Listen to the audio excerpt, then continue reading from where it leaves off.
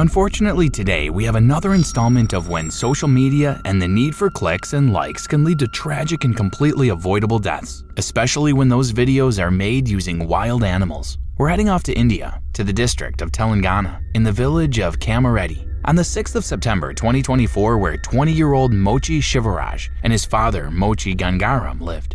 To avoid confusion, we'll be referring to our young friend as Shivaraj and to his father as Gangaram. You see, Gangaram was a well-known snake catcher in the village. He got called into farms, homes, and even governmental buildings to remove snakes from properties, and had been doing so since he was a boy, with his own father. So naturally, Shivaraj was training under his father to continue the family business too.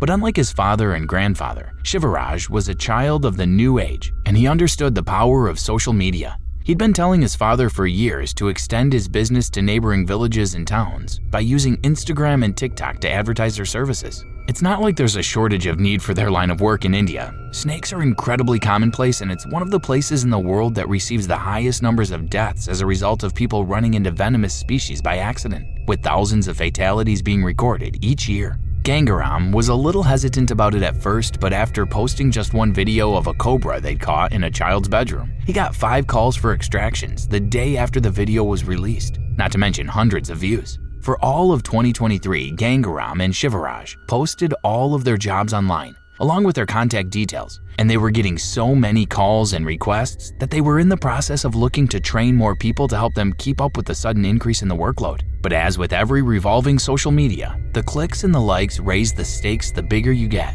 Gangaram was taking more chances, actively baiting snakes at locations with sticks to get them to expose their fangs, to strike at objects, and to generally create an element of danger to the posts for optimal clickability. Soon enough, the pair were handling the snakes for an inappropriately long time, just to get a few seconds more screen time.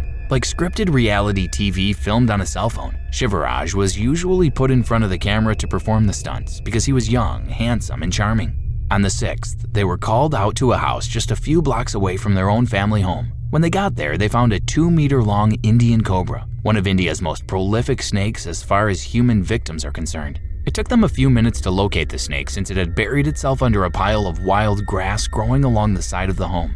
They got it out of there with no issues at all. There were small children in the home, so Gangaram kept his shenanigans to a minimum for a change. Shivaraj was the one to pinch the cobra behind the head, and they carried it out of there, planning on releasing it in any one of the uninhabited stretches of wilderness around the village. But before they did that, they took a few minutes to upload another video, right in front of the house where they'd removed the snake. Under his father's instruction, Shivaraj stood in the middle of the road. The snake hung pitifully from his hand, forced into a state of limp compliance by the grip behind its head. Once the camera turned on, Shivaraj placed the snake's head inside his mouth. Yes, you heard that right.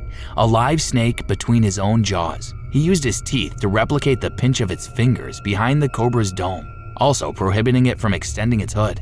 But there's one thing about the Indian cobra that Shivaraj didn't count on, and that's its natural ability to spit. In other words, it doesn't need to bite you to release its venom. In the 40 seconds that it weakly wreathed in midair, completely confused at the darkness around its head, the venomous trickle from its fangs was leaking into Shivaraj's mouth, slowly mixing in with the young man's saliva.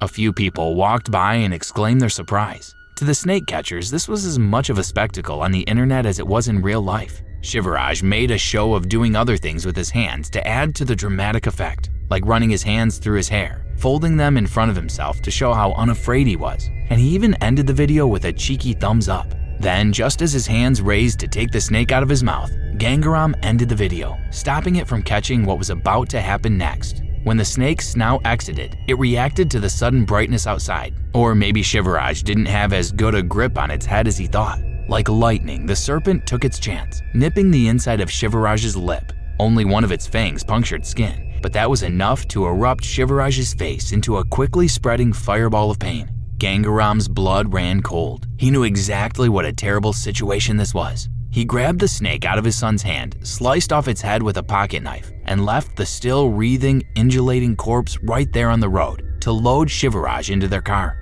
He examined the already ballooning lip briefly before getting behind the wheel and breathed a little easier. He saw only one puncture wound, meaning that only half of the venom that the snake could have injected into Shivaraj actually made it into his bloodstream.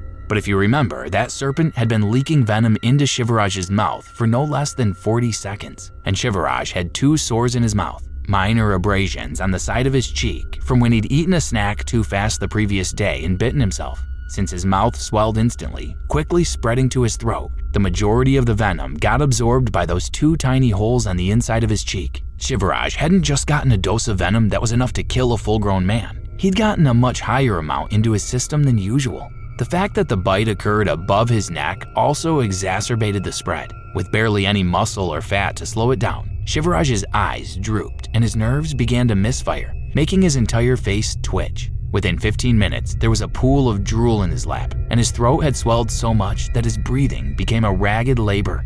Gangaram looked into the rearview mirror to see his son start to claw at his chest, mutely struggling to make his lungs, already in the first stages of paralysis, breathe. He slammed on the gas, making children playing soccer in the street scatter for fear of being hit. The ancient little car was going as fast as the engine could muster, which truthfully wasn't very fast at all. 30 minutes after the bite, the vehicle sputtered to a halt in front of a clinic. By then, Shivaraj was no longer coherent or even aware of where he was. His eyes and nose were swollen shut. His throat was barely allowing air into lungs that were only operating at 30% capacity, and the nerve death had reached his arms, causing them to spasm uncontrollably. Nurses didn't need to be told what had happened. They'd seen Indian cobra bites many times before, or naja naja as the locals called the species. They shoved the panicked father out of the way to make room for them to work. There was no time for niceties now. Every second was of the essence, and they needed to act fast. They forced a breathing tube down the young man's throat to manually pump air into his chest and put in the call for transportation to the nearest hospital. But when the ambulance arrived another 20 minutes later, Shivaraj was in full-blown hypoxia. His face, hands, and feet had all turned blue from lack of oxygen. No matter how hard they pumped air into his lungs, the sacs just couldn't absorb the air through the paralysis that was now in effect over his entire body.